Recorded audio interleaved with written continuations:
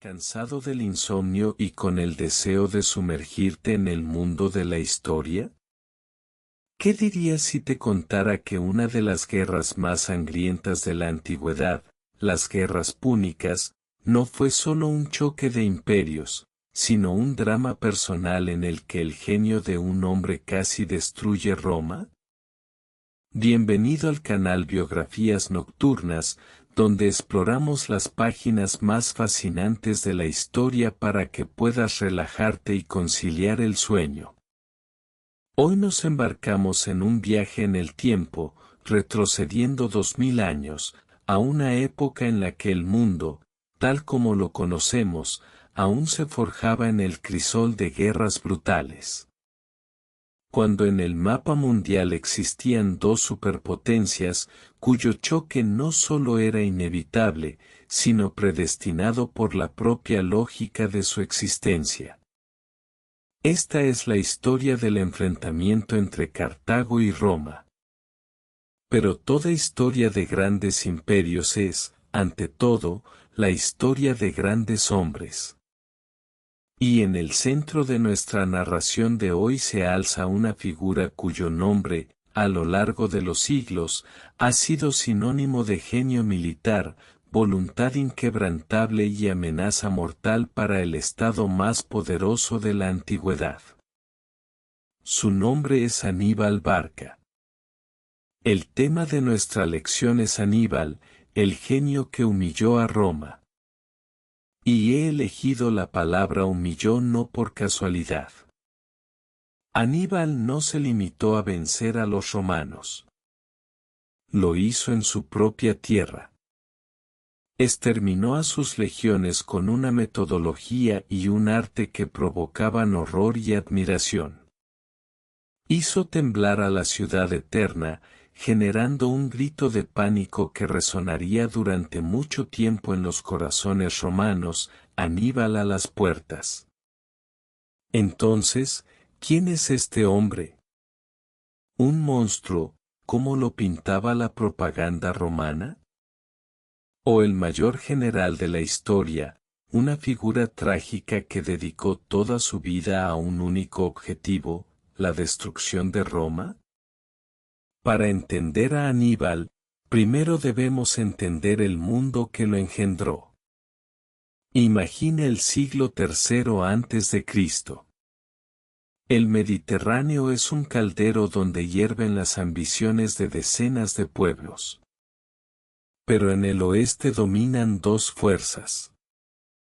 Por un lado, Cartago, la perla del norte de África, ubicada en el territorio de la actual Túnez. No es solo una ciudad, es el centro de un gigantesco imperio comercial fundado por los fenicios.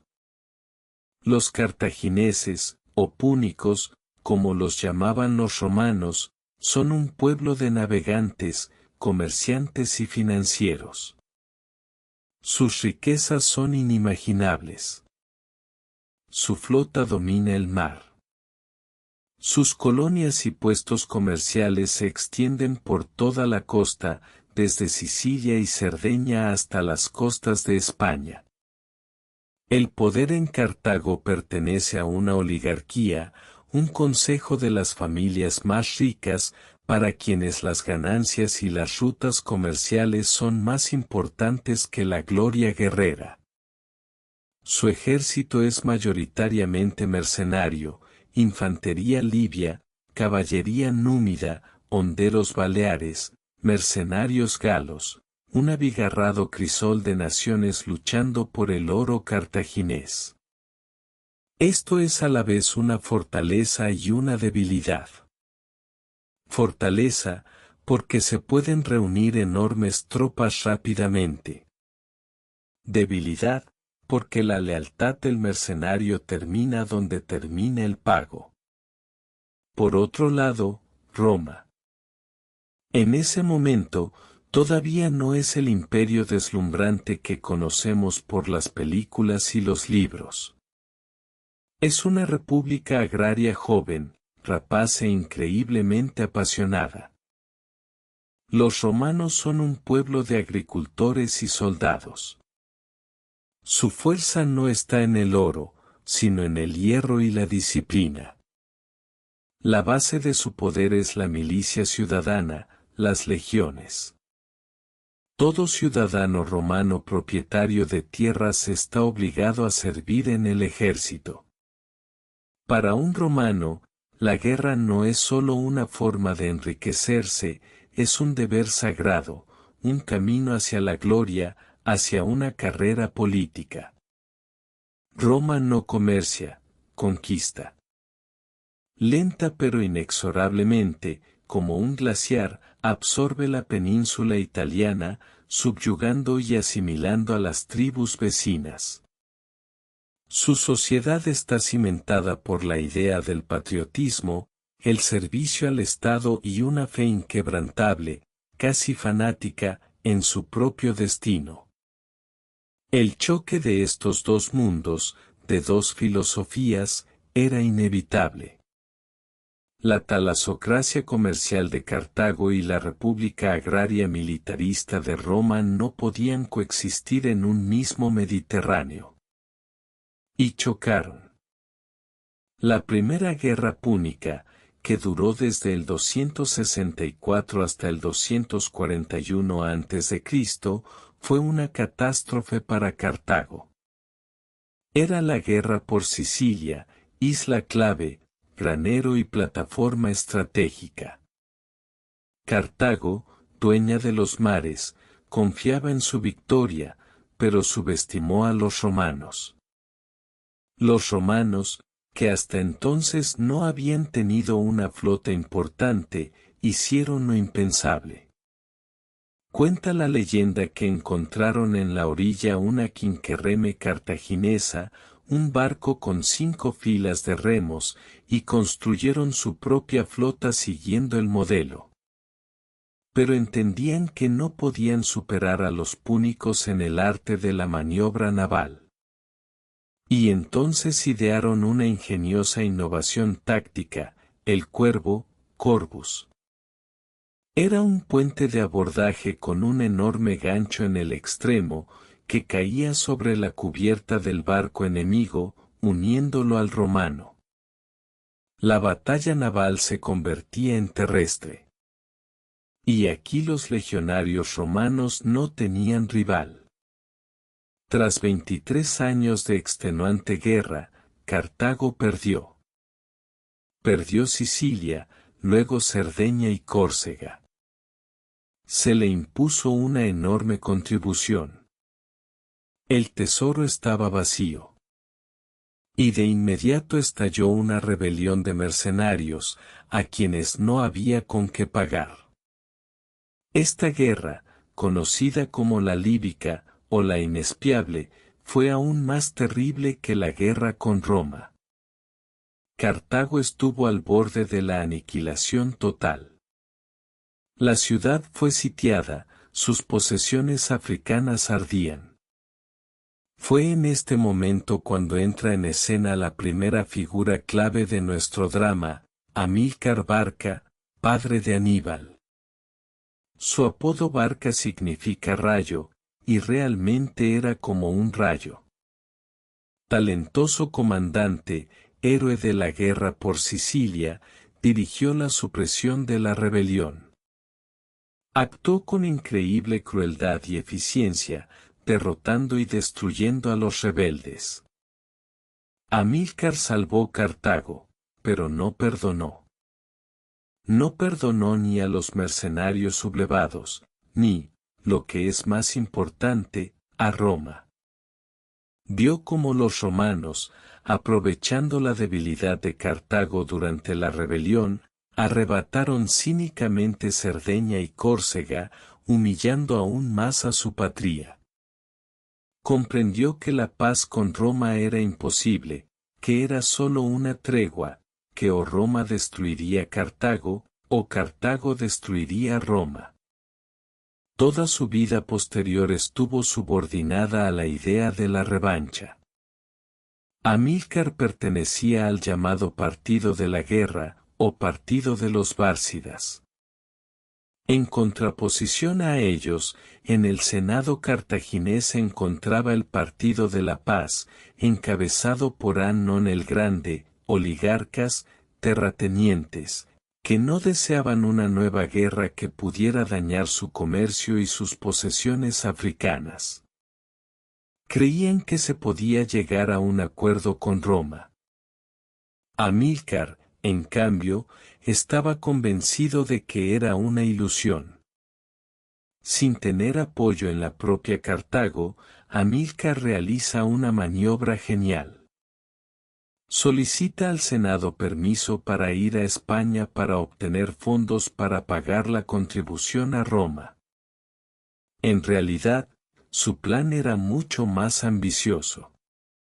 España, con sus riquísimas minas de plata, tierras fértiles y tribus guerreras, debía convertirse en la nueva base de Cartago, en un nuevo imperio, en una plataforma para la futura guerra con Roma. Y aquí llegamos a uno de los episodios más famosos de la historia, a una escena que definió toda la vida de nuestro héroe. Antes de partir hacia España, Amílcar realizaba sacrificios a los dioses. Se le acercó su hijo de 9 años, Aníbal. El niño le pidió a su padre que lo llevara consigo. Amílcar accedió, pero con una condición. Llevó a su hijo ante el altar, le ordenó poner la mano sobre la víctima y pronunciar un juramento que Aníbal llevaría consigo toda su vida. Juró que, tan pronto como la edad se lo permitiera, se convertiría en enemigo del pueblo romano. Juró odio eterno a Roma.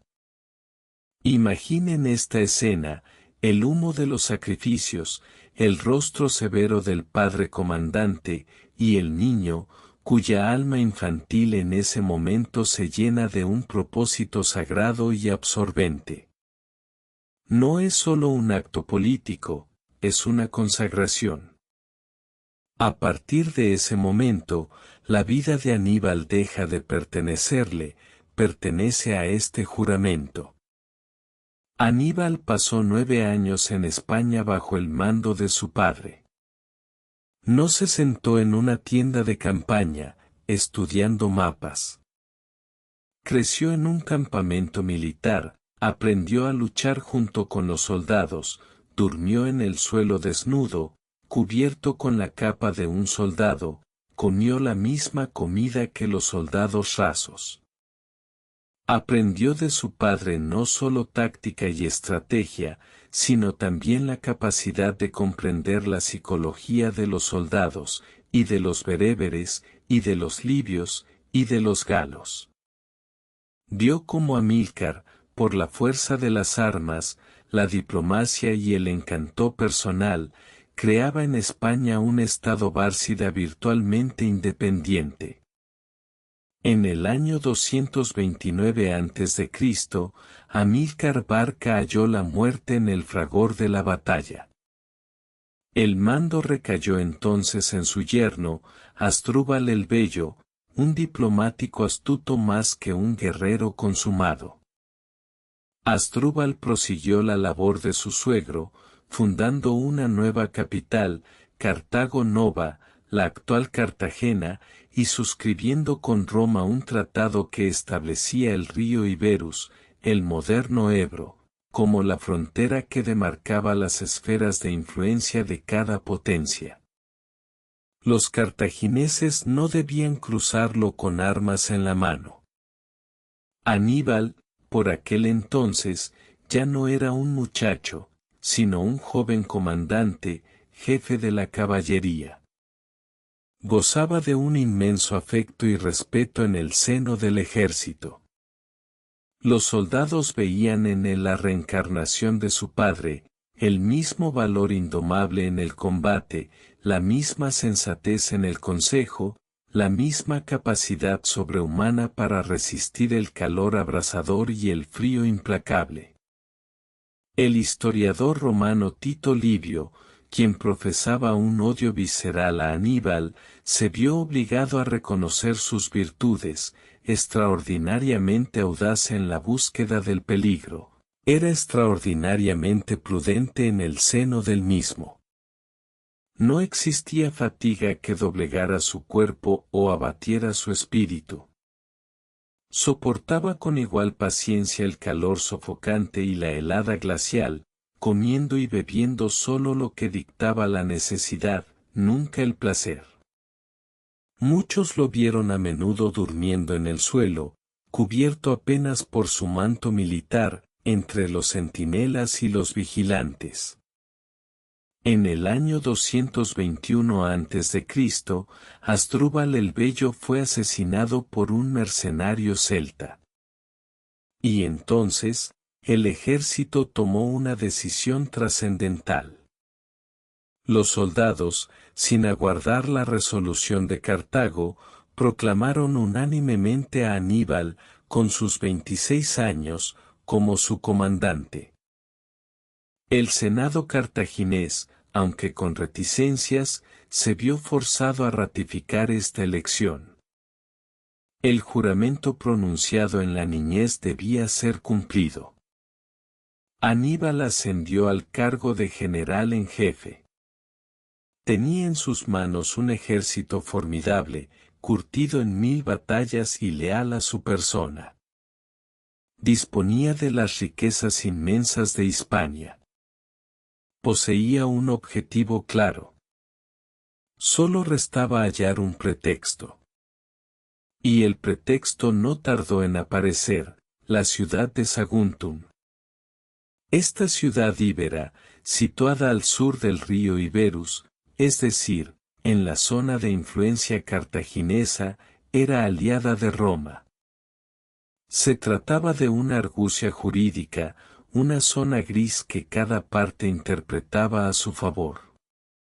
Aníbal era plenamente consciente de que un ataque a Saguntum equivaldría a una declaración de guerra. Y, deliberadamente, dio ese paso. Acusó a los saguntinos de atacar a las tribus sometidas a Cartago y asedió la ciudad. El asedio de Saguntum se prolongó durante 8 interminables meses. Los ciudadanos resistieron con desesperación, aferrándose a la esperanza de la ayuda romana, pero Roma se demoraba. Enviaba embajadas, expresaba su preocupación, pero se abstenía de enviar sus legiones. Tal vez los romanos no creían que Aníbal se atrevería a desencadenar una guerra a gran escala, tal vez estaban ocupados con otros asuntos. Fuera cual fuese la razón, Saguntum cayó. Aníbal, tras conquistar la ciudad, obtuvo no solo un botín ingente para financiar su futura campaña, sino también el pretexto formal para la guerra que tanto ansiaba. Una embajada romana llegó a Cartago y exigió la entrega de Aníbal como violador del tratado. El jefe de la embajada, Quinto Fabio Máximo, se dirigió al Senado cartaginés, en los pliegues de su toga, anunció, traía la guerra y la paz, y debían elegir. Los cartagineses le propusieron que eligiera él mismo. Elijo la guerra, declaró Fabio. La aceptamos, resonó un grito unánime en el Senado. La Segunda Guerra Púnica había comenzado. Y fue entonces cuando Aníbal reveló su verdadero designio, un plan tan audaz, tan descabellado, que jamás podría haber rondado la mente de ningún senador romano. Los romanos esperaban que la guerra se libraría según las viejas reglas, preparaban 2 ofensivas, un cónsul con su ejército desembarcaría en África y amenazaría la propia Cartago, el otro partiría hacia Hispania para enfrentarse a Aníbal allí. Se preparaban para guerrear en territorio ajeno, como era su costumbre. Ni siquiera podían concebir que Aníbal se disponía a llevar a cabo lo que se consideraba imposible, trasladar la guerra al corazón mismo del enemigo, a Italia. ¿Pero cómo? La flota de Cartago era débil, los romanos dominaban el mar. Y Aníbal decide avanzar por tierra, desde Hispania, a través de los Pirineos, a través de la Galia meridional, forzando el caudaloso Ródano y, finalmente, cruzando los Alpes. Los Alpes. En el mundo antiguo, eran el fin del mundo, una barrera helada forjada por los dioses para proteger Italia del bárbaro norte. Ningún general, hasta entonces, se había atrevido a conducir un ejército entero a través de aquellos puertos nevados, y menos aún con elefantes de guerra. Era un suicidio, una locura. Pero en esa locura residía el genio de Aníbal.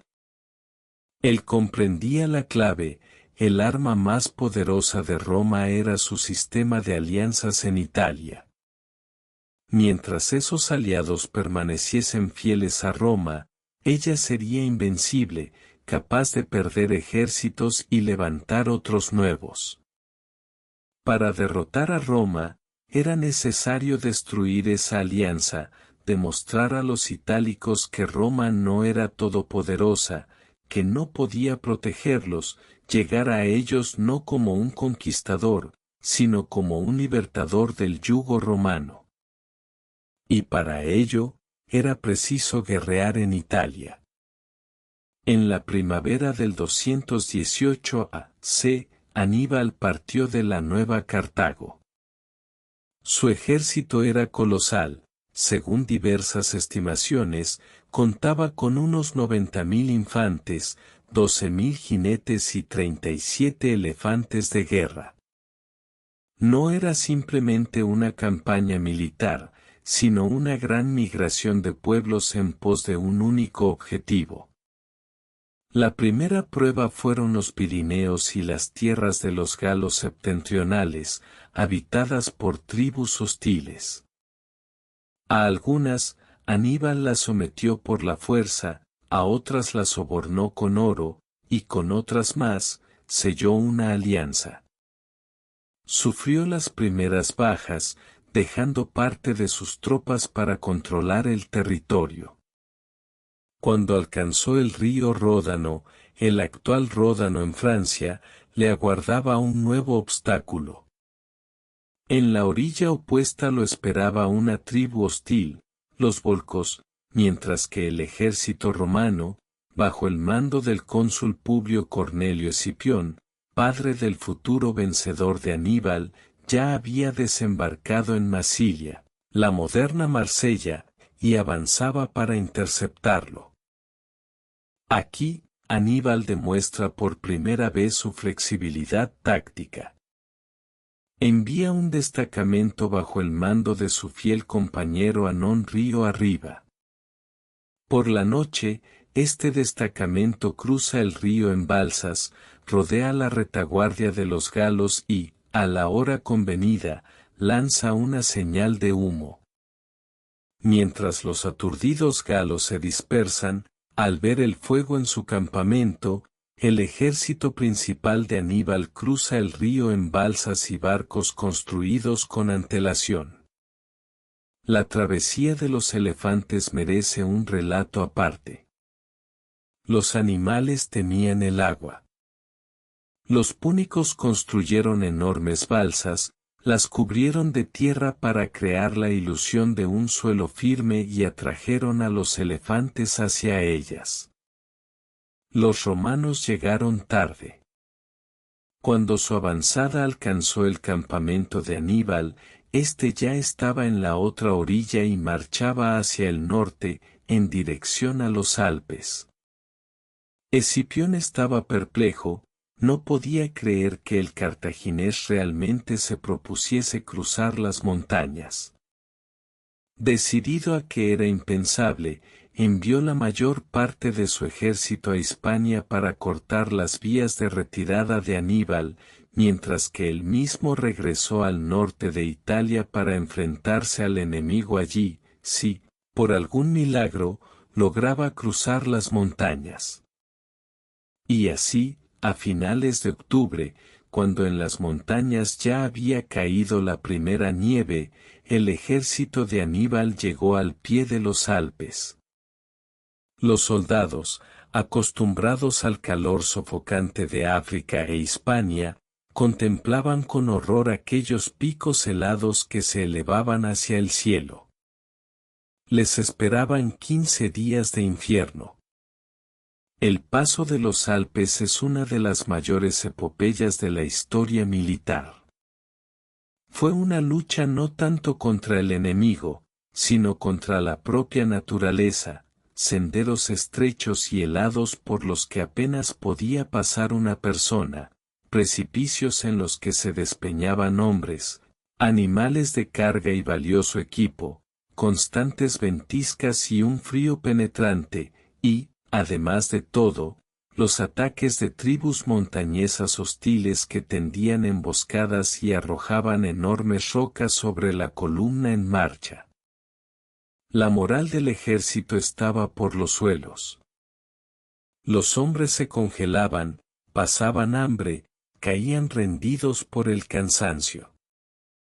Aníbal estaba en todas partes, marchaba junto a los infantes. Alentaba a los rezagados, dirigía personalmente la apertura de senderos. Existe una historia célebre, narrada por Livio, sobre cómo un derrumbe gigantesco de rocas bloqueó el camino. Los soldados no podían ni sortearlo ni romperlo. Entonces, Aníbal ordenó encender una hoguera inmensa al pie de la roca y, cuando la piedra se calentó al rojo vivo, la rociaron con vinagre, o, según una versión más realista, simplemente con agua fría, lo que provocó que se agrietara y pudiera ser desmenuzada. Al 9º día de la marcha, alcanzaron el paso. Aníbal detuvo al ejército extenuado y le señaló el este, donde, entre la bruma, se vislumbraban las fértiles llanuras del norte de Italia. Soldados, dijo, estáis superando las murallas no solo de Italia, sino de la mismísima Roma. Todo lo que tenéis delante es vuestro botín. Una o dos batallas más, y la capital, y las riquezas de Italia, estarán en vuestras manos. Estas palabras les infundieron nuevas fuerzas, pero el descenso resultó aún más difícil y peligroso que el ascenso. Los senderos estaban cubiertos de nieve fresca, bajo la cual se ocultaba el hielo. Hombres y animales resbalaban y caían al abismo. Cuando el ejército de Aníbal finalmente descendió al valle del río Po, ofrecía un espectáculo lamentable. De aquellos más de 50.000 que se acercaron a los Alpes, le quedaban, según el historiador Polibio, apenas unos 20.000 infantes, 6.000 jinetes y solo unos pocos elefantes. Había perdido casi la mitad de su ejército sin siquiera haber entablado batalla con los romanos. Cualquier otro general habría considerado su campaña un fracaso, pero este era Aníbal. Había alcanzado su primer objetivo, estaba en Italia, y el terror que traía consigo era más aterrador que los soldados perdidos. Había hecho lo imposible, y Roma, engreída y arrogante, aún no comprendía que Huracán se había abatido sobre su umbral. La ira, alimentada por el odio, había llegado para cumplir su juramento, la partida había comenzado.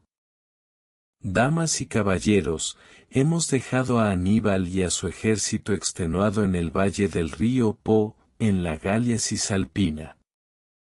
Ante él yacía toda Italia, a sus espaldas quedaban los Alpes nevados y casi la mitad de sus guerreros. En ese momento, el cónsul Publio Cornelio Escipión, aquel que dejara escapar a Aníbal en España, reunía apresuradamente legiones para interceptar al invasor. Aún no percibía al ejército cartaginés como una amenaza existencial. Para él, era una banda de aventureros exhaustos que debían ser aplastados por las fuerzas superiores de las armas romanas. Qué amargo despertar le aguardaba. La primera tarea de Aníbal no era militar, sino política. Necesitaba asegurarse el apoyo de las tribus galas locales, los insubrios, los boyos.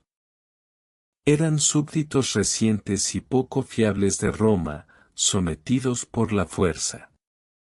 Aníbal se presentó ante ellos como un libertador. Liberó a los prisioneros galos capturados en los Alpes y declaró que había venido a luchar no contra los pueblos de Italia, sino contra Roma, su opresor común. Esta jugada resultó ser extraordinariamente sabia. Los galos, que al principio se mantenían a la expectativa, comenzaron a afluir bajo sus estandartes, trayendo provisiones y reforzando su menguada infantería. Su ejército volvió a crecer. Las legiones romanas, bajo el mando de Escipión, avanzaron a su encuentro. En noviembre de 218 a.C., cerca del río Ticino, tuvo lugar la primera escaramuza. No fue una batalla en toda regla, sino más bien un choque de caballería a gran escala, pero su resultado fue contundente. Escipión, fiel a la táctica romana, apostaba por su pesada infantería, mientras que Aníbal sabía que su base era la caballería. Su pesada caballería ibérica y gala debía atacar de frente, mientras que la ligera e increíblemente móvil caballería númida, bajo el mando de Magarbal, debía flanquear a los romanos. Y así sucedió. La caballería romana, que protegía a su infantería, fue barrida por un golpe devastador, y entonces, como espectros salidos de la nada, los númidas se abatieron sobre ellos desde los flancos y la retaguardia, sembrando el terror con una lluvia de jabalinas. El propio cónsul Escipión cayó gravemente herido, rozando la muerte. La leyenda cuenta que fue su hijo de 17 años, el futuro Escipión africano, quien, desafiando a la muerte, se lanzó en solitario a la vorágine del combate para rescatar a su padre. Los romanos, derrotados, se retiraron en desbandada. La batalla del Ticino, aunque de escasa importancia militar, tuvo un impacto psicológico colosal. En primer lugar, Aníbal dirigió personalmente a sus hombres en la batalla, demostrando una valentía sin parangón que reforzó aún más su autoridad. En segundo lugar, quedó patente que la caballería cartaginesa superaba con creces a la romana. En tercer lugar, y lo más importante, los galos vieron que los romanos eran vulnerables. Tras esta victoria, la defección de las tribus galas hacia el bando de Aníbal se convirtió en un torrente imparable. Escipión, herido, se retiró hacia el río Trebia, donde estableció un campamento fortificado a la espera de refuerzos. El segundo cónsul, Tiberio Sempronio Longo, acudía en su ayuda con su ejército. Longo era la antítesis del cauteloso Escipión. Era un hombre impulsivo, ambicioso y sediento de gloria. Acababa de culminar una exitosa campaña en Sicilia y ardía en deseos de aplastar a Aníbal y entrar en Roma como un triunfador. Sus poderes consulares estaban llegando a su fin, y necesitaba una victoria rápida y resonante. Aníbal, maestro en el arte de la psicología, comprendió esto a la perfección y decidió jugar con la ambición del cónsul romano. El invierno se cernía sobre ellos, un diciembre gélido azotado por la lluvia y la nieve. Aníbal instaló su campamento en la orilla opuesta del Trebia. Observaba que, debido a la herida de Escipión, éste no podía ejercer el mando, y que todo el poder se concentraba en las manos del impaciente Longo. Y así comenzó su juego. Primero envió a la caballería númida a provocar a los romanos, atacando a sus forrajeadores. Longo, sin dudarlo, desplegó su caballería e infantería, ahuyentando con facilidad a los númidas. Esta pequeña victoria lo embriagó. Decidió que el enemigo temía y que había llegado el momento de asestar el golpe definitivo. La noche anterior a la batalla, Aníbal tomó dos medidas cruciales. Primero, ocultó en una emboscada, en el lecho cubierto de maleza de un arroyo, a una selecta fuerza de 2000 infantes y 1000 jinetes, bajo el mando de su hermano menor, Magón. Les ordenó permanecer ocultos hasta una señal específica. Segundo, ordenó a sus soldados comer abundantemente, calentarse junto a las hogueras y untar sus cuerpos con aceite para preservar el calor. Al amanecer del 22 de diciembre del año 218 a.C., Aníbal envió a la caballería númida a atacar de nuevo el campamento romano, esta vez acercándose hasta las mismas fortificaciones. Longo montó en cólera. Sin siquiera permitir que sus soldados desayunaran, dio la orden de un ataque general. Imaginen la escena, casi 40.000 soldados romanos, en la gélida mañana de diciembre, irrumpiendo fuera de su campamento. No habían comido, estaban ateridos de frío, y lo primero que debían hacer era vadear el helado río Trebia, con el agua hasta el pecho.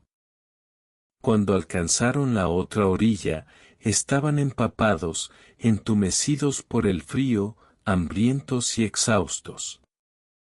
Fue en ese preciso momento cuando se toparon con el ejército de Aníbal, descansado, bien alimentado y abrigado. Aníbal dispuso su infantería, iberos, libios y galos, en una larga línea, y situó en los flancos a su superior caballería y a sus elefantes de guerra. La batalla comenzó.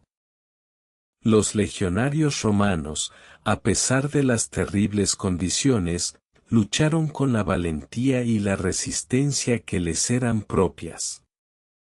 En el centro, incluso comenzaron a presionar a la infantería de Aníbal. Longo ya saboreaba la victoria, pero esto formaba parte del plan cartaginés.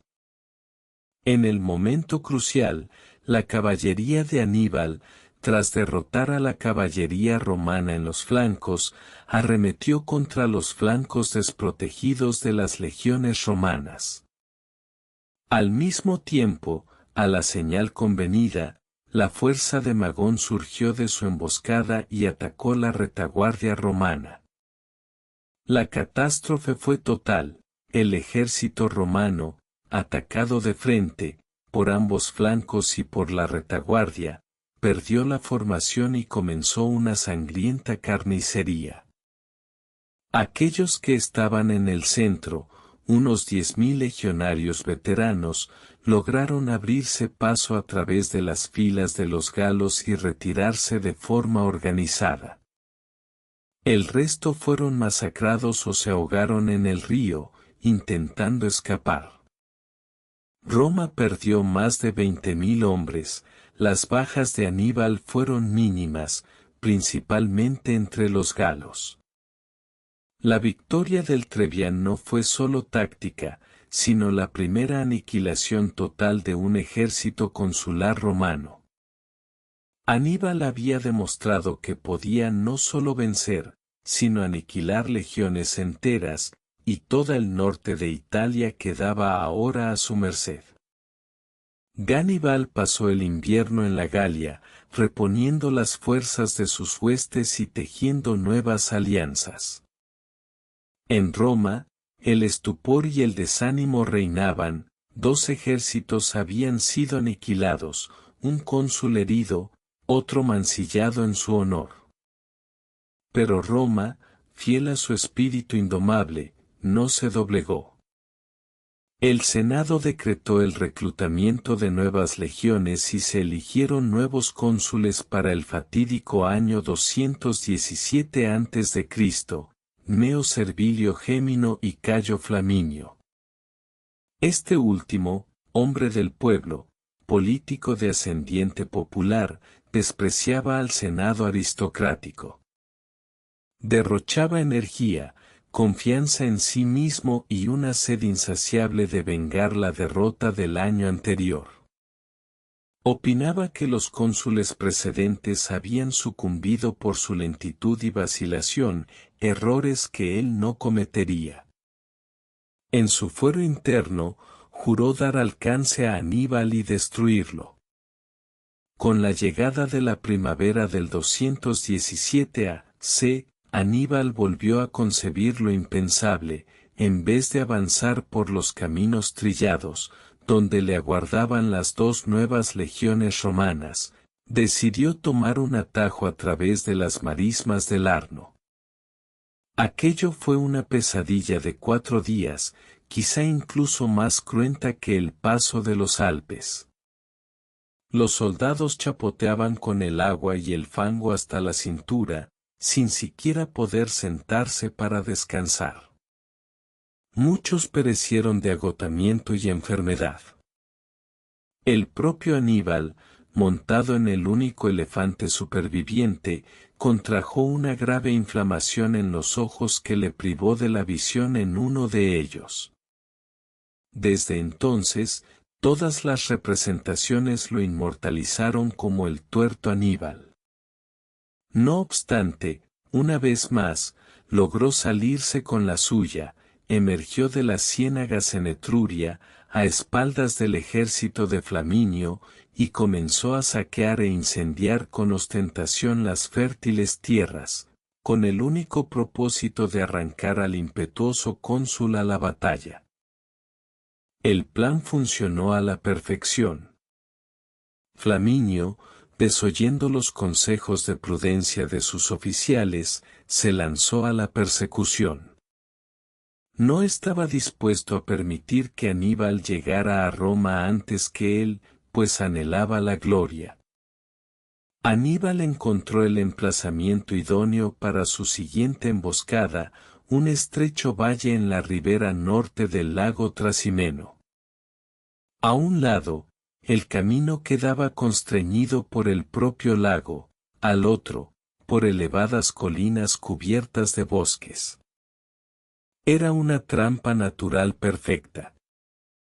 Durante la noche, Aníbal desplegó su ejército en las laderas de las colinas, ocultándolo entre la espesura y los pliegues del terreno. Ubicó a su infantería ligera y a los galos a lo largo de todo el valle y, en el extremo más alejado, bloqueando la salida, situó a su mejor infantería ibérica o libia y a la caballería. En la entrada del valle dejó un pequeño destacamento para atraer a los romanos al interior. En la mañana del 21 de junio del 217 a.C., el ejército de Flaminio se adentró en el valle al amanecer. Una densa niebla se alzaba desde el lago y envolvía las laderas de las colinas, si bien dejaba el camino visible. Los romanos marchaban en una larga y desordenada columna, ajenos a que, desde las alturas, decenas de miles de ojos vigilaban cada uno de sus pasos. No habían enviado exploradores por delante, convencidos de que el ejército de Aníbal se encontraba muy por delante. Cuando todo el ejército romano, con sus 30.000 hombres, se hubo introducido en el angosto desfiladero, Aníbal dio la orden. Las trompetas resonaron con la señal de ataque y, desde las colinas, desde la niebla matutina, los enemigos se abalanzaron sobre los romanos con un grito de guerra ensordecedor. Aquello no fue una batalla, sino una masacre. Tomados por sorpresa, sin posibilidad de formar en orden de batalla, los romanos estaban condenados. Una lluvia de piedras y dardos se abatió sobre ellos. Los galos embistieron contra su alargada columna. La infantería atacó por los flancos y la caballería cartaginesa cortó la retirada. El pánico fue indescriptible. Los legionarios, incapaces siquiera de ver al enemigo entre la niebla, se mataban entre ellos en la confusión. Muchos intentaron salvarse en las aguas del lago, donde, con sus pesadas armaduras, fueron asesinados por los jinetes o se ahogaron. El propio cónsul Cayo Flaminio, en un desesperado intento de organizar la resistencia, fue asesinado por un guerrero galo que lo reconoció por su rica armadura y deseaba vengar la devastación de sus tierras. 3 horas después, todo había terminado. Casi todo el ejército romano había sido aniquilado, 15.000 romanos yacían muertos y otros tantos habían sido hechos prisioneros. Aníbal, una vez más, liberó a los prisioneros itálicos, reiterando que su guerra era únicamente contra Roma. Pocos días después, la caballería de Aníbal interceptó y destruyó a un destacamento de 4.000 jinetes que el cónsul Servilio había enviado en auxilio de Flaminio. Cuando la noticia del desastre del lago Trasimeno llegó a Roma, un terror como jamás había conocido la ciudad se apoderó de ella. El Senado titubeaba en revelar la verdad completa al pueblo. Un pretor, irguiéndose en el foro, pronunció una breve frase que heló la sangre: Pugna magna victi sumus, hemos sido derrotados en una gran batalla. La república se tambaleaba al borde del colapso, 2 ejércitos consulares aniquilados en 2 años, Italia indefensa, el camino a Roma abierto. El grito de Aníbal a las puertas dejó de ser una figura retórica para convertirse en una amenaza mortal y palpable. En este momento de desesperación, Roma recurrió a una medida excepcional. El Senado suspendió las leyes ordinarias y nombró a un dictador. Un dictador en la República Romana no era un tirano en el sentido moderno, sino un magistrado al que se le concedía poder militar y civil absoluto durante 6 meses para salvar el Estado en un periodo de peligro mortal. Y ese dictador fue elegido Quinto Fabio Máximo. Fabio era la antítesis de Emilio Paulo y Flaminio, anciano, sabio, cauteloso e imperturbable. Comprendía perfectamente lo que sus predecesores no habían entendido: Aníbal era invencible en batalla abierta, su genio táctico era inalcanzable para los generales romanos de la época. Por lo tanto, Fabio adoptó la única estrategia correcta, aunque completamente ajena al espíritu romano. Rechazó las batallas decisivas. Su plan era sencillo: seguir a Aníbal como una sombra, acampar siempre en las alturas, en posiciones inexpugnables, negándose a ser arrastrado a la batalla, pero hostigando constantemente a su ejército con escaramuzas, atacando a sus forrajeadores, cortando destacamentos en busca de provisiones. La estrategia de Fabio era una guerra de desgaste. Sabía que Aníbal era un extranjero en tierra extraña, sin bases de suministro, sin refuerzos, cuyo ejército se estaba desangrando por enfermedades y pequeñas refriegas, y que tarde o temprano se agotaría. Esta estrategia pasó a la historia como la táctica fabiana, pero en su momento no fue entendida ni aceptada. Los romanos, acostumbrados a gloriosas victorias, la consideraban cobarde y humillante. Fabio fue apodado despectivamente Cunctator, que significa el que se demora. Sus oponentes políticos, especialmente el jefe de su caballería, Marco Minucio Rufo, lo acusaron de inacción y cobardía. Aníbal, a su vez, intentaba provocar a Fabio. Atravesó el centro y el sur de Italia, quemando y saqueando las regiones más ricas, demostrando a los aliados de Roma que el dictador era incapaz de protegerlos. Pero Fabio se mantuvo firme, lo seguía, pero evitaba el combate. Incluso, en una ocasión, casi logró encerrar a Aníbal en un desfiladero montañoso, pero el cartaginés volvió a demostrar su astucia diabólica. Por la noche, ordenó atar antorchas a los cuernos de 2000 bueyes y espantarlos hacia las colinas. Los romanos, creyendo que era el ejército cartaginés intentando romper el cerco, abandonaron sus puestos de guardia, dejando el paso desprotegido, y Aníbal sacó tranquilamente a su ejército de la trampa. El odio hacia Fabio crecía en Roma, y su popularidad cayó a cero. El pueblo romano ansiaba venganza, exigía una batalla. La presión política se hizo insoportable. El mandato dictatorial de Fabio expiró, y Roma decidió poner fin a la humillante táctica del dilación. Para el año 216 a.C., fueron elegidos nuevos cónsules, Cayo Terencio Varrón, otro populista y ferviente defensor de la acción decisiva, y el aristócrata Lucio Emilio Paulo, más cauteloso y experimentado, pero obligado a someterse a la voluntad de la mayoría. El Senado tomó una decisión sin precedentes, reunir el ejército más grande que Roma jamás había desplegado, 8 legiones a plena fuerza, más contingentes de aliados, casi 90.000 hombres. Esta armada debía encontrar a Aníbal y borrarlo de la faz de la tierra en una única batalla general. Roma lo apostó todo.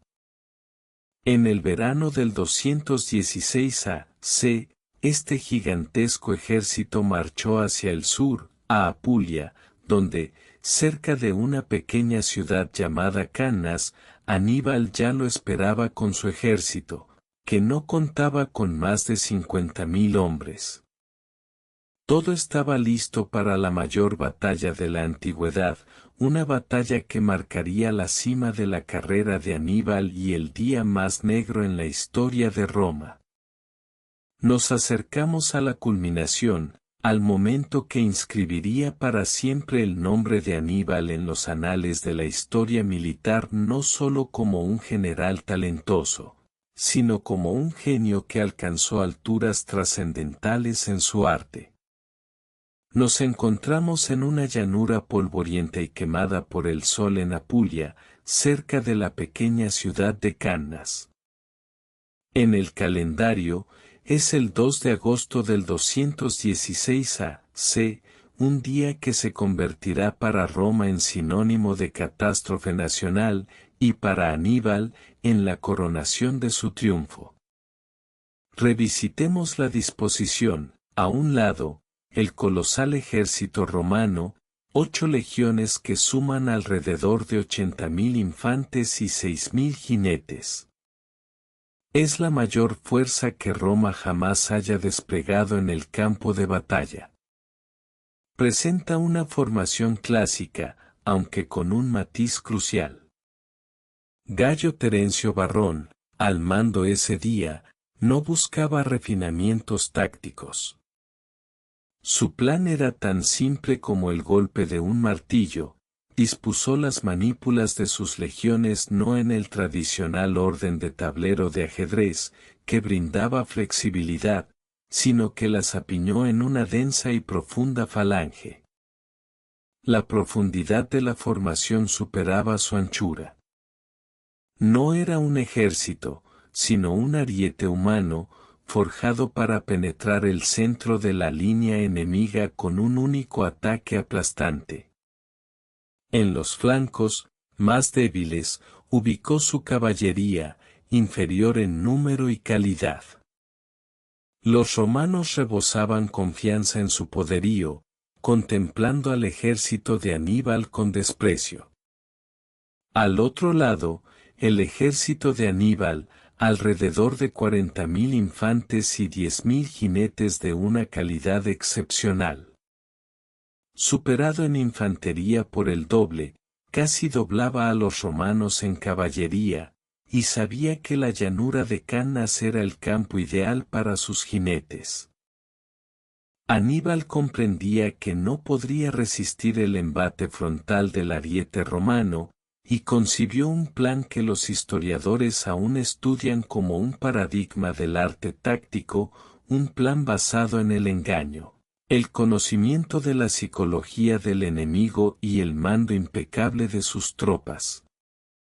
Imaginemos su despliegue. En el centro, justo frente al ariete romano, sitúa sus tropas menos fiables, mercenarios íberos y galos, los mismos que podrían flaquear bajo la presión de las legiones. Pero no los dispuso en una línea recta, sino en una media luna convexa, curvada hacia los romanos. Era el cebo. El plan consistía en que este centro, bajo la presión romana, comenzara a ceder lentamente, transformándose de una media luna convexa en una cóncava. Esto debía atraer a las legiones romanas, impetuosas en su persecución, hacia el interior de la formación cartaginesa, hacia una trampa mortal. A ambos lados de este centro débil, ligeramente retrasadas, en forma de dos columnas densas, sitúa sus mejores tropas, la infantería libia, africana, curtida en la batalla y disciplinada. Eran las fauces de la trampa, destinadas a permanecer inmóviles hasta el momento decisivo. En los flancos, Aníbal ubicó su principal fuerza de ataque. En el flanco izquierdo, contra la débil caballería civil romana, colocó a su pesada caballería hispano-gala bajo el mando de su mejor comandante de caballería, Asdrúbal, que no debe confundirse con su hermano, que permaneció en España. En el flanco derecho, contra la caballería de los aliados itálicos, dispuso a los escurridizos jinetes númidas bajo el mando de Magarbal. El plan era genial en su audacia. Debilitaba conscientemente su centro, invitando al enemigo a atacar, para atraerlo a una trampa mortal y aniquilarlo con ataques desde los flancos y la retaguardia. Era una completa desconsideración de todos los cánones del arte militar de la época, un riesgo de proporciones inauditas. Si su centro hubiera flaqueado y huido antes de tiempo, todo su ejército habría sido aplastado y aniquilado. Lo apostaba todo a la disciplina de sus tropas y a la predecible arrogancia de los romanos. La batalla comenzó. Tras una breve escaramuza de guerreros ligeramente armados, la gigantesca masa de infantería romana avanzó. El espectáculo era aterrador, decenas de miles de legionarios, como un solo hombre, se abatieron sobre el centro de Aníbal. Galos e iberos los recibieron con desesperada valentía. Se entabló un combate feroz. Bajo la presión implacable, el centro cartaginés, tal como había previsto Aníbal, comenzó a retroceder lentamente, paso a paso. La media luna convexa comenzó a enderezarse y luego a hundirse hacia adentro. Los romanos, al ver que el enemigo retrocedía, lanzaron un grito de victoria. Les parecía que la victoria estaba cerca, intensificaron su ataque, penetrando cada vez más profundamente en la disposición del ejército cartaginés. Varrón, al ver el éxito en el centro, estaba en éxtasis. Los veloces jinetes, al presionar al enemigo, sin darse cuenta, se apiñaban cada vez más en un espacio estrecho, perdiendo maniobrabilidad y convirtiéndose en una multitud incontrolable. Ellos mismos se adentraban en la trampa. Mientras tanto, en los flancos se desarrollaba un auténtico drama. En el ala izquierda de Aníbal, la pesada caballería de Asdrúbal literalmente barrió y aniquiló a la caballería romana que se oponía. No fue una batalla, sino una masacre. Tras ello, Asdrúbal, mostrando una disciplina increíble, no persiguió a los que huían, sino que realizó una maniobra genial. Condujo a su destacamento por la retaguardia de todo el ejército romano, en ayuda de los númidas de Magarbal, que mantenían a raya a la caballería aliada en el otro flanco. El ataque de la pesada caballería de Asdrúbal en la retaguardia decidió el resultado también de este enfrentamiento.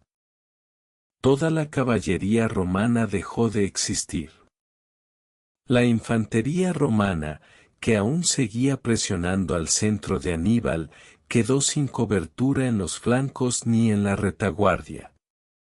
Estaba ciega e indefensa. Y entonces, la trampa se cerró, y Aníbal dio la orden. Los veteranos libios, hasta entonces pétreos en los flancos, giraron 90 grados, asestando un golpe mortal a los costados expuestos de las legiones romanas, ya atrapadas en la tenaza.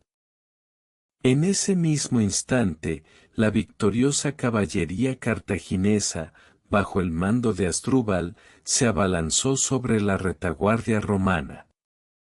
Lo que ocurrió fue lo que los teóricos militares definirían como una maniobra de doble envolvimiento perfecta. El ejército romano estaba cercado por los cuatro costados. Lo que siguió no fue una batalla, sino un exterminio metódico y glacial. Decenas de miles de soldados romanos se encontraron aprisionados en una caldera de muerte.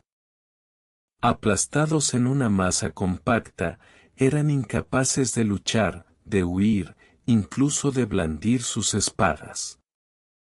Los que se encontraban en las filas exteriores fueron brutalmente masacrados. El anillo de cerco se estrechaba, como en una pesadilla de asfixia. Los gritos de los heridos, el choque de las armas, los estertores agónicos, todo se fundió en un estruendo monstruoso. La carnicería se prolongó durante 8 horas, hasta el crepúsculo. El cónsul Lucio Emilio Paulo, que desde el principio se había opuesto a la batalla, luchó hasta el final y cayó en combate, negándose a abandonar a sus soldados. El cónsul Cayo Terencio Varrón, el principal culpable de la catástrofe, huyó vergonzosamente del campo de batalla con un pequeño destacamento de jinetes. Bajo las murallas de Canas yacían, según diversas estimaciones, entre 50 y 70.000 cadáveres de romanos y sus aliados. Entre los caídos se encontraban un cónsul, 2 excónsules, 2 cuestores, cerca de 80 senadores, un tercio de todo el Senado y un número incontable de oficiales y nobles jinetes. Aníbal ordenó recoger de los cadáveres los anillos de oro, símbolo de pertenencia a la clase senatorial y ecuestre, y envió a Cartago varios sacos repletos de estos anillos como prueba de su increíble victoria. Las pérdidas de su ejército ascendieron a tan solo 6.000 hombres, principalmente galos, que habían soportado el primer embate. Cannas no fue simplemente una derrota, fue una herida nacional, una cicatriz profunda en el cuerpo de la República. En un solo día, Roma perdió más hombres de los que Estados Unidos de América perdió en toda la guerra de Vietnam. El terror invadió la ciudad. Cuando las noticias de la debacle llegaron a la capital, el lamento de las mujeres, llorando a sus maridos, hijos y hermanos, resonaba por las calles. El Senado se vio obligado a prohibir el luto público para mantener una apariencia de orden. Parecía que la historia de Roma había llegado a su fin, que el ejército ya no existía, que el camino a Roma estaba expedito. Fue en ese momento, en la tienda de Aníbal, donde tuvo lugar el famoso diálogo que nos transmitió Tito Livio. El jefe de la caballería, Maarbal, ebrio de victoria, se dirigió a Aníbal: envíame inmediatamente con la caballería, y en 5 días estarás festejando en el Capitolio. Aníbal vaciló. Comprendía que su ejército estaba exhausto, que carecía de la maquinaria de asedio necesaria para asaltar una ciudad tan inmensa y bien fortificada como Roma. No veía sentido en la toma de la ciudad en sí. Su objetivo estratégico seguía siendo el mismo: no destruir Roma físicamente, sino desmantelar su sistema de alianzas, aislarla y obligarla a aceptar la paz en condiciones cartaginesas. Creía que, tras un golpe tan devastador como Cannas, los aliados itálicos se alejarían en masa de Roma. Al ver la indecisión de su comandante, Maarbal pronunció unas palabras proféticas que perseguirían a Aníbal durante toda su vida: Vinceresis, Aníbal, victoria utinesis. Sabes vencer, Aníbal, pero no sabes aprovechar la victoria. ¿Tenía razón Maarbal? Los historiadores debaten sobre ello hasta nuestros días. Tal vez una marcha inmediata sobre Roma podría haber quebrado la moral de los romanos y terminado la guerra, pero nunca lo sabremos. Aníbal tomó otra decisión, permaneció fiel a su plan original, y al principio pareció que tenía razón. La catástrofe de Cannas realmente sacudió a la Federación Romana. Muchos aliados, especialmente en el sur de Italia, comenzaron a pasarse al bando de Aníbal. Se unió a El Capua, la segunda ciudad más grande y rica de Italia. Le apoyaron la mayoría de los samnitas, lucanos y brutios. Incluso la poderosa ciudad griega de Siracusa, en Sicilia, selló una alianza con él. El rey de Macedonia, Filipo V, impresionado por las victorias de Aníbal, también se unió a él en una alianza, abriendo un nuevo frente en los Balcanes. Parecía que el edificio del poder romano se derrumbaba ante sus ojos. Pero Aníbal se equivocó en lo esencial. No comprendió el espíritu mismo de Roma. Juzgaba a los romanos con la vara de otras naciones que, tras semejantes derrotas, implorarían la paz. Pero Roma era diferente. En la hora más oscura de su historia, Roma exhibió la indomable voluntad y la férrea resistencia que la habían encumbrado. En lugar del pánico y la desesperación, surgió una furia fría y despiadada.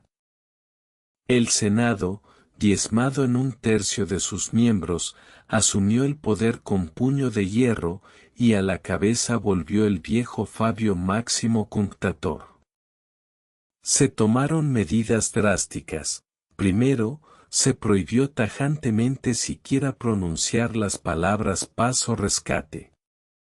Roma no negocia con un enemigo que pisa suelo itálico. A los escasos soldados que escaparon de Cannas, se les desterró con ignominia a Sicilia, sin derecho a regresar hasta el fin de la guerra. Segundo, Roma decretó una movilización total. Se alistaron todos los hombres capaces de empuñar un arma, incluso jóvenes de 17 años. Se redujeron los requisitos de propiedad para el servicio, y por primera vez en la historia de Roma, se formaron 2 legiones de esclavos, a quienes se prometió la libertad a cambio de su servicio. Incluso se armó a criminales que cumplían condena en las cárceles, y para obtener armamento, se saquearon los templos en busca de antiguos trofeos. Toda la república se convirtió en un vasto campamento militar. Tercero, y lo más crucial, Roma regresó a la táctica fabiana, nada de grandes batallas campales contra Aníbal en Italia, sino una guerra de desgaste, un lento estrangulamiento.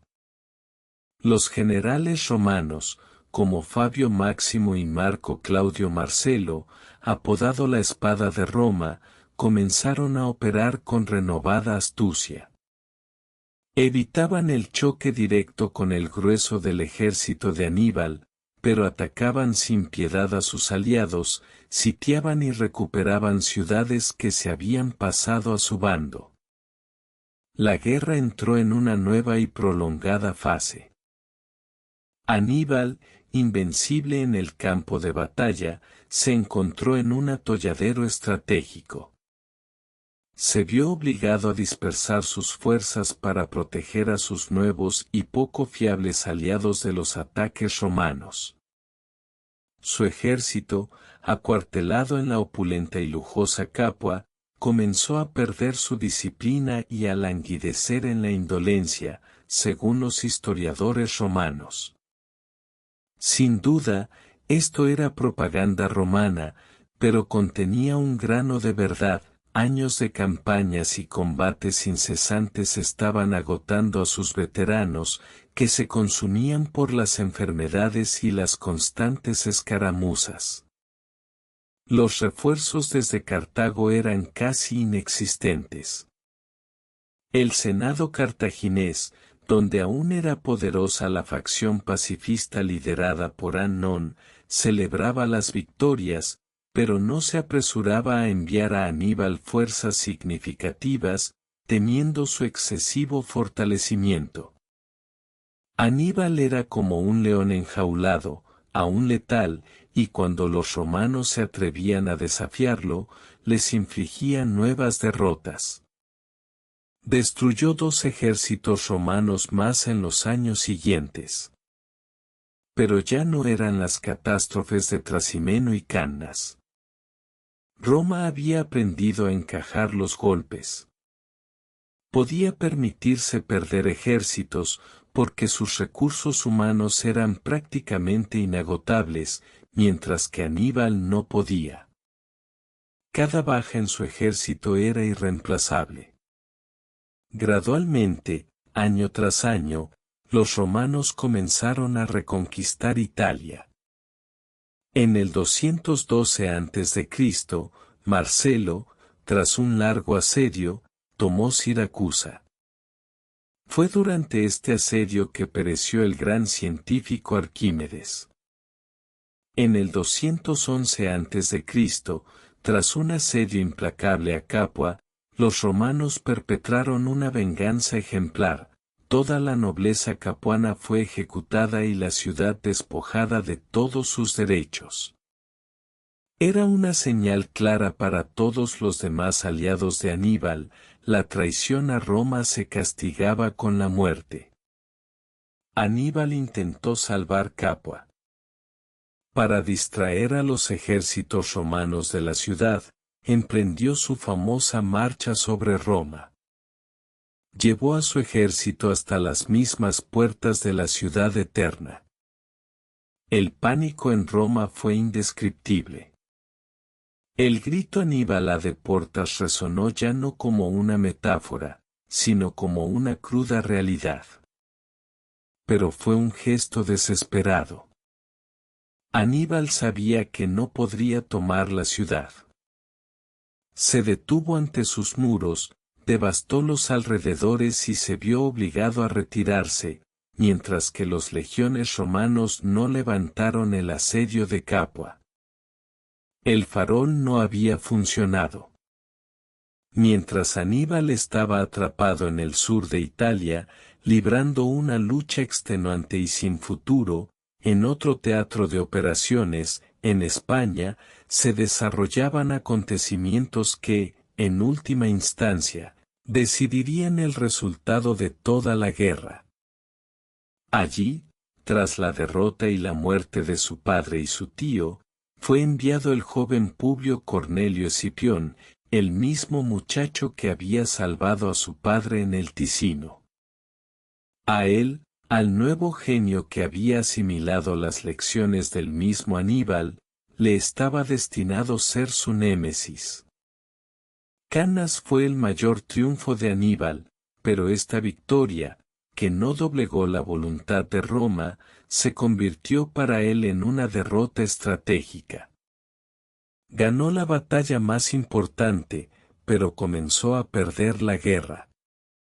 El genio que había humillado a Roma, ahora se encontraba atrapado en tierra hostil, observando cómo su grandioso plan se desmoronaba, mientras la implacable maquinaria militar romana, lenta pero segura, trituraba los frutos de sus grandes victorias. Hemos dejado a Aníbal en la cúspide de su gloria, pero al mismo tiempo al comienzo de su declive.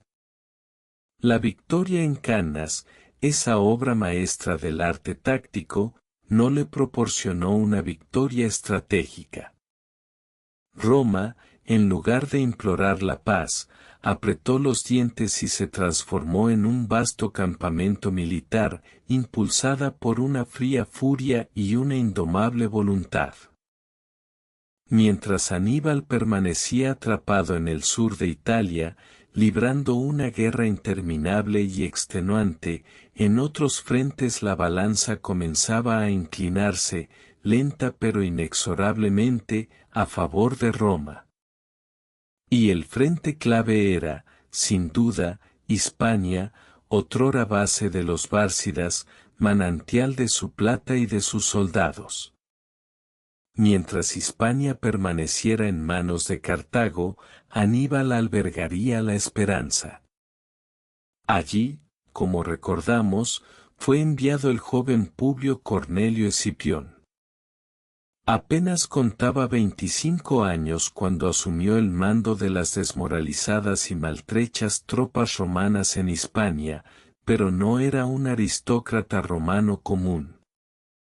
Escipión fue el primer general romano que no solo combatió a Aníbal, sino que aprendió de él. Estudió su táctica, sus maniobras, su habilidad para inspirar a sus soldados y para utilizar la caballería. Fue un alumno aplicado de su enemigo, y comenzó a actuar al estilo del propio Aníbal, con audacia e imprevisibilidad. En el año 209 a.C., mientras los tres ejércitos cartagineses en Hispania se hallaban dispersos por la península, Escipión emprendió una rapidísima marcha y, con un golpe audaz e inesperado, tomó Cartago Nova, la capital y principal arsenal de los cartagineses en Hispania. Fue un golpe maestro que no solo le proporcionó enormes cantidades de armas y provisiones, sino también rehenes íberos que los cartagineses mantenían cautivos. Demostrando una clemencia y magnanimidad inusuales en un romano, liberó a esos rehenes, ganándose así la simpatía de numerosas tribus ibéricas. Venció a los cartagineses con sus propias armas, la diplomacia. La gran esperanza de Aníbal en Italia era su hermano, Asdrúbal Barca, que comandaba las tropas en Hispania. En el año 208 a.C., Asdrúbal, finalmente, logró reunir un ejército y, esquivando el enfrentamiento con Escipión, repitió la hazaña de su hermano mayor, cruzó los Pirineos, la Galia y los Alpes para acudir en ayuda de Aníbal en Italia. Esta travesía fue mucho más sencilla que la de Aníbal 11 años atrás, pues los galos ya no eran tan hostiles y los pasos de montaña eran conocidos. Un momento crítico se cernía sobre la guerra. Si los ejércitos de los dos hermanos Barca llegaban a unirse, Roma estaría condenada. Toda Italia contuvo el aliento. Al encuentro de Asdrúbal se dirigió el cónsul Cayo Claudio Nerón, mientras que el otro cónsul, Marco Livio Salinator, contenía a Aníbal en el sur. Fue entonces cuando se produjo el hecho que decidiría el curso de la campaña. Los mensajeros que Asdrúbal había enviado a su hermano con indicaciones sobre el lugar y la fecha del encuentro fueron interceptados por los romanos. Claudio Nerón, al conocer los planes del enemigo, tomó una decisión increíblemente arriesgada, dejando una pequeña fuerza de contención frente a un Aníbal que nada sospechaba, emprendió una marcha forzada hacia el norte, recorriendo cientos de kilómetros, y se unió en secreto al ejército de su colega Livio Salinator. Asdrúbal, al llegar al río Metauro, en el norte de Italia, descubrió con horror que el ejército romano que se oponía a él se había duplicado repentinamente. Comprendió que sus planes habían sido descubiertos e intentó retirarse, pero los romanos le dieron alcance. En la batalla del Metauro, en el año 207 a.C., el ejército de Asdrúbal fue completamente aniquilado y él mismo murió en combate. Claudio Nerón regresó al sur con la misma celeridad con la que se había marchado, de modo que Aníbal ni siquiera notó su ausencia. Supo lo que había ocurrido de la manera más cruel y bárbara. Los romanos decapitaron a Asdrúbal, llevaron su cabeza a su campamento y la arrojaron al campamento de Aníbal. Polibio escribe que, al ver la cabeza cercenada de su hermano, Aníbal exclamó: «Ahora veo el destino de Cartago». Era el final. La esperanza de vencer en Italia había muerto.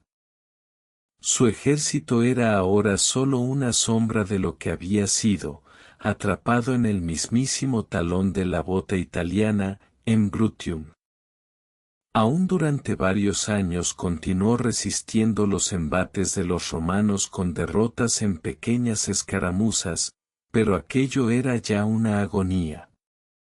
No había sido derrotado, pero había perdido la guerra. Mientras tanto, Escipión, tras expulsar definitivamente a los cartagineses de Hispania, regresó a Roma como un triunfador y propuso al Senado un plan audaz que él mismo denominó trasladar la guerra a África. La idea era simple y genial: para obligar a Aníbal a abandonar Italia, era necesario amenazar a la propia Cartago. Muchos senadores, en particular el anciano Fabio Máximo, se opusieron con vehemencia. Temían enviar el último ejército romano tan lejos, con Aníbal aún campando a sus anchas por Italia. Pero la popularidad de Escipión era tan inmensa que obtuvo permiso para reclutar un ejército de voluntarios y dar inicio a la campaña africana.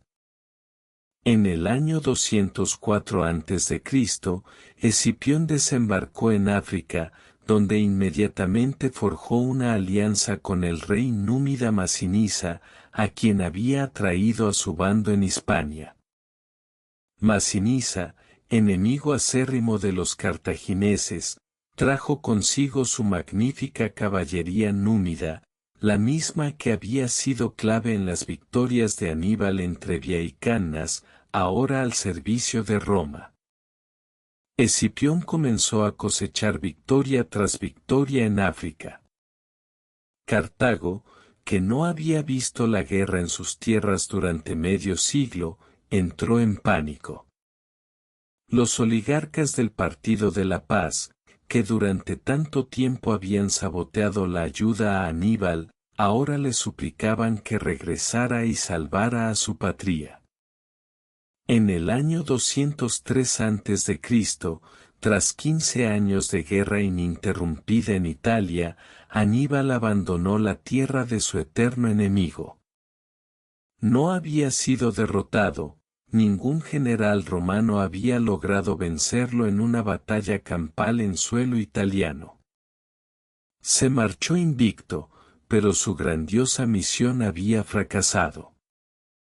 Cuenta la leyenda que, al zarpar, contempló largamente las costas de Italia, maldiciendo tanto a los dioses como a los hombres. Y así, en el año 202 a.C., en la llanura cercana a la ciudad de Sama, a 100 kilómetros de Cartago, tuvo lugar la última y decisiva batalla de la Segunda Guerra Púnica. Los más grandes generales de su época, Aníbal y Escipión, se encontraron cara a cara. El ejército de Aníbal era numeroso, pero heterogéneo. Disponía de los restos de sus veteranos de Italia, su guardia personal, que colocó en 3 líneas decisivas. En la segunda línea se encontraban las tropas reclutadas en Cartago y África, y en la primera, mercenarios y 80 elefantes de guerra. Era su última esperanza, aplastar las filas romanas con una carga de elefantes. Escipión, el pupilo de Aníbal, le tenía preparada una sorpresa. Había estudiado las tácticas para combatir a los elefantes. Ordenó a sus manípulos formar no en forma de tablero de ajedrez, sino en columnas rectas, dejando amplios pasillos entre ellas.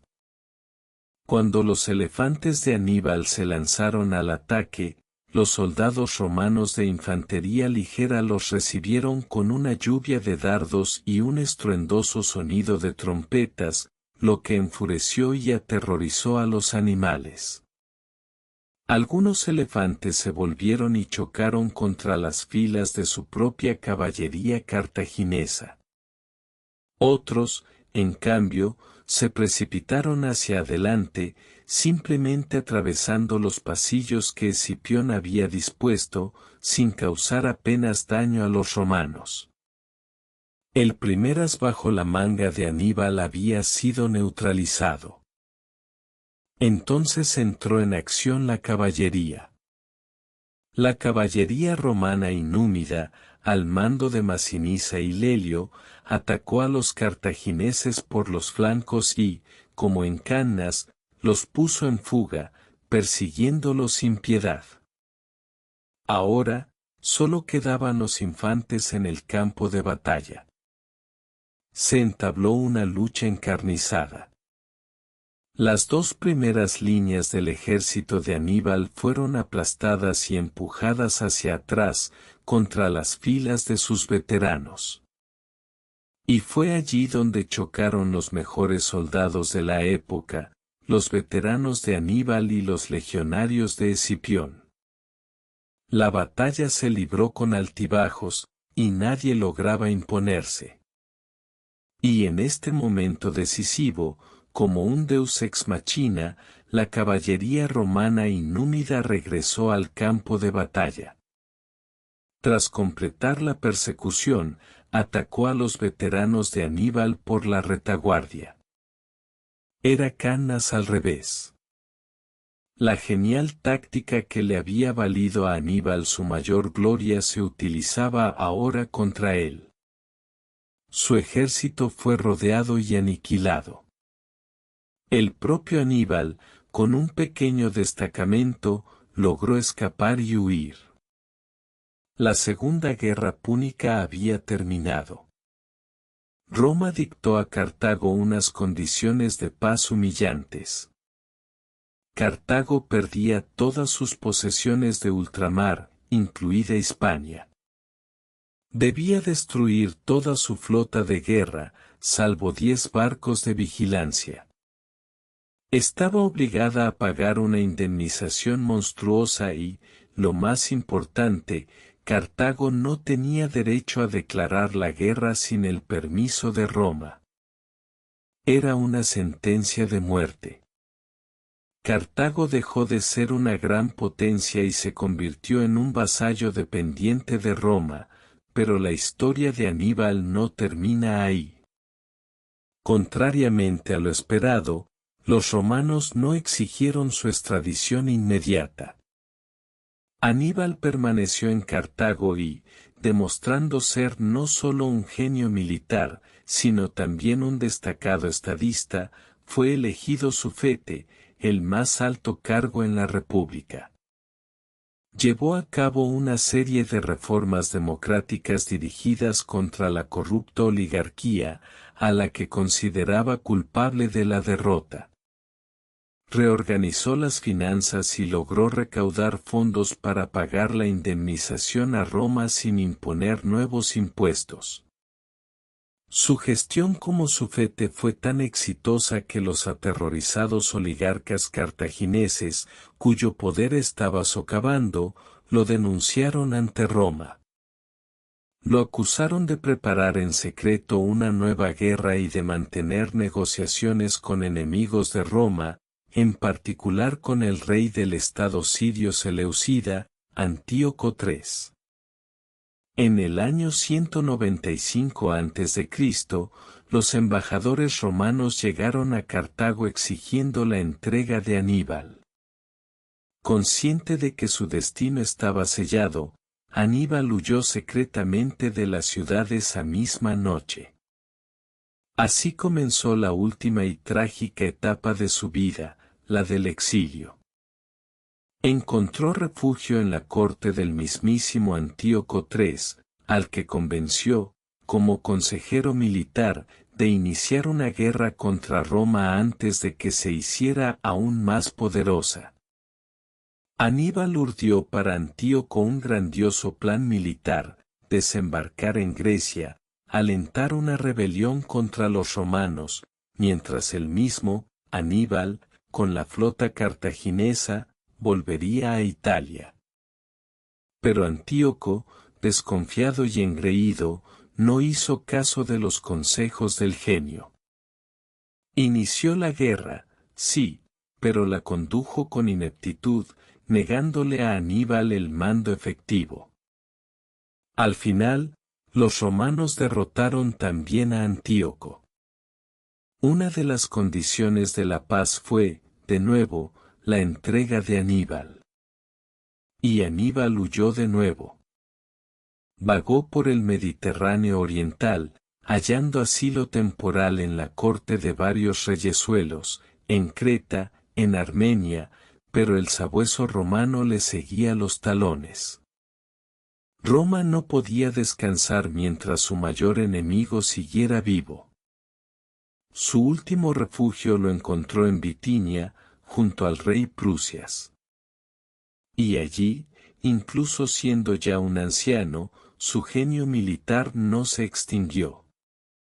Comandó la flota de Prusias en la guerra contra el aliado de Roma, el rey Pergameno Eumenes, y obtuvo una brillante victoria naval, aplicando otra astuta estratagema militar. Ordenó arrojar contra las naves enemigas vasijas de barro repletas de serpientes venenosas, pero incluso allí le alcanzaron los romanos. En el año 183 antes de nuestra era, el embajador romano Tito Quincio Flaminino llegó a la corte de Prusias y exigió la entrega de Aníbal. Prusias, sin atreverse a rechazar la exigencia del poderoso Roma, accedió. Sus soldados rodearon la casa donde vivía el viejo exiliado. Aníbal, al ver que todas las salidas estaban bloqueadas, comprendió que era el final. No pensaba entregarse vivo a sus enemigos jurados. Toda su vida había llevado consigo un anillo que contenía veneno. Liberemos a los romanos de su antiguo temor, dijo. Ya que tanta prisa tienen por ver morir a un anciano. Y con estas palabras, ingirió el veneno. Así, a la edad de 64 años, lejos de su patria, abandonado por todos, murió el hombre que durante década y media mantuvo en jaque al imperio más grande del mundo. En el mismo año, por irónica coincidencia, murió también su vencedor, Escipión el Africano, también en exilio voluntario, decepcionado por las intrigas políticas de Roma. La era de los gigantes había terminado. ¿Qué quedó después de Aníbal? ¿Cuál es su legado? Para Roma, se convirtió en una pesadilla eterna y en un maestro supremo. La guerra contra Aníbal templó a Roma como el acero. La transformó de una república itálica en un imperio mediterráneo. Creó un ejército profesional que conquistaría el mundo. Enseñó a los romanos la flexibilidad, la táctica, la estrategia. Se puede decir que el ejército romano moderno, el ejército de César, nació en el fuego de la Segunda Guerra Púnica. Aníbal, sin quererlo, se convirtió en uno de los arquitectos del Imperio Romano. ¿Y Cartago? Su destino fue sombrío. Privada de su mayor defensor, estaba condenada. Medio siglo después, aprovechando un pretexto insignificante, Roma inició la Tercera Guerra Púnica. No fue una guerra, sino un exterminio. Tras 3 años de heroica defensa, en el año 146 antes de nuestra era, Cartago cayó. La ciudad fue completamente destruida, la tierra arada y rociada con sal como señal de eterna maldición. El sueño de Aníbal y el juramento que hizo de niño se redujeron a cenizas. Entonces, ¿quién fue Aníbal Barca, un genio? Sin duda. El mayor táctico de la historia de la humanidad, cuyas batallas aún se estudian en todas las academias militares del mundo. Su victoria en Cannas es un monumento eterno al arte de la guerra. ¿Una figura trágica? Indudablemente. Un hombre que dedicó toda su vida a un objetivo y que, al final, fue derrotado. Un hombre que ganó todas las batallas, pero perdió la guerra. Un hombre que fue traicionado por su propia patria y que terminó sus días como un exiliado. Pero, sobre todo, Aníbal es un símbolo. Un símbolo de voluntad inquebrantable, que desafió a la fuerza más poderosa de su tiempo. Un símbolo de cómo un solo hombre, impulsado por el genio y el odio, puede poner de rodillas a todo un imperio. Su historia es un recordatorio eterno de que, incluso en los tiempos más oscuros, cuando el enemigo parece omnipotente e invencible, la voluntad y la inteligencia de un solo hombre pueden cambiar el curso de la historia. Y mientras recordemos su nombre, mientras estudiemos sus batallas y admiremos su audacia, el espíritu de Aníbal, el genio que humilló a Roma, vivirá para siempre. Como un sueño ancestral, la historia de las guerras púnicas se diluye en la bruma de épocas idas. En ella, como en un espejo, se reflejan las eternas interrogantes de la existencia humana, el precio de la victoria, la amargura de la derrota, la fuerza del espíritu y la fragilidad de las civilizaciones. Al contemplar las ruinas de Cartago, no solo vislumbramos la huella de una guerra cruel, sino también un recordatorio de que incluso los imperios más poderosos son mortales. La contienda de Aníbal contra Roma no es meramente una crónica bélica, sino un drama sobre el hombre que desafió al destino, sobre un genio cuya gloria ha trascendido los siglos. Su nombre se ha erigido en símbolo de indomable voluntad y desesperada valentía, y su historia, en una advertencia de que el odio y la sed de poder pueden conducir a la perdición.